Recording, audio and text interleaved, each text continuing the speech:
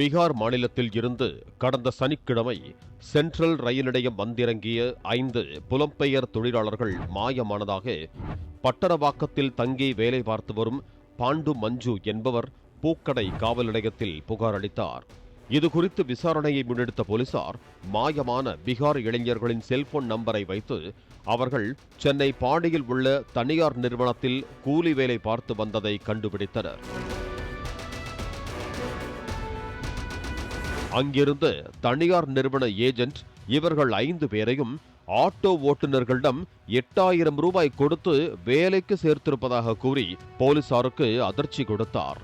இதையடுத்து போலீசார் 5 பீகார் இளைஞர்களையும் அவர்களுக்காக 8000 ரூபாய் கொடுத்த ஏஜென்ட்டையும் காவல் நிலையம் அழைத்து வந்தனர். விசாரணையில் சென்னை பட்டினப்பாக்கத்தைச் சேர்ந்த மீட்டர் சூடு ஆட்டோ ஓட்டுநர்களான நெப்போலியன், நாராயணமூர்த்தி, மணி, மகேந்திரன் ஆகிய 4 பேர் போலீஸ் பிடியில் சிக்கினர். அவர்கள் போலீசாரிடம் அளித்த தகவல் சினிமாவை மிஞ்சும் கடத்தல் சம்பவம் போல இருந்தது. பட்டரவாக்கத்தில் தங்கி அம்பத்தூர் தொழிற்பேட்டையில் பணிபுரிந்து வரும் பாண்டு மஞ்சுவின் அழைப்பின் பேரில் ரயில் மூலம் பீகார் இளைஞர்கள் 5 பேரும் சனிக்கிழமை மாலை சென்னை சென்ட்ரல் ரயில் நிலையம் வந்தனர். ரயில் நிலையத்தை விட்டு வெளியே வந்தவர்கள் தங்களிடம் இருந்த துண்டு சீட்டில் இருந்த பட்டரவாக்கம் முகவரிக்கு எப்படி செல்ல வேண்டும் என்று அங்கிருந்த ஆட்டோ ஓட்டுநர் ஒருவரிடம் கேட்டிருக்கிறார்கள். அருகில் உள்ள புறநகர் ரயில் நிலையம் சென்று அங்கிருந்து மின்சார ரயிலில் ஏறி பட்டரவாக்கம் செல்லலாம் என்று அறிவுறுத்தாமல் அவர்களுக்கு மொழி தெரியாததை பயன்படுத்தி, தம்பிகளா வாங்க, நாங்க கொண்டு பட்டரவாக்கத்தில் இறக்கி விடுறோம் என கூறி 5 பேரையும் பணம் பறிக்கும் நோக்கத்தில் ஆட்டோவில் கடத்தி சென்றிருக்கிறார்கள். ஆட்டோ பட்டரவாக்கம் நோக்கி செல்லாமல் திருவான்மியூர் வழியாக சென்ற போது ஆட்டோவில் கேஸ் தீர்ந்ததால் நடு வழியில் நின்று போனதாக கூறப்படுகிறது. இதையடுத்து 5 வடமாநில பசங்க சிக்கி இருக்கிறார்கள் என கூறி நண்பரின் ஆட்டோவை எடுத்து வர சொல்லி இருக்கிறார்கள். அந்த ஆட்டோவில் 4 ஆட்டோ ஓட்டுநர்கள், 5 இளைஞர்கள் என மொத்தம் 9 பேர் நெருக்கியடித்துக் கொண்டு பயணித்திருக்கிறார்கள்.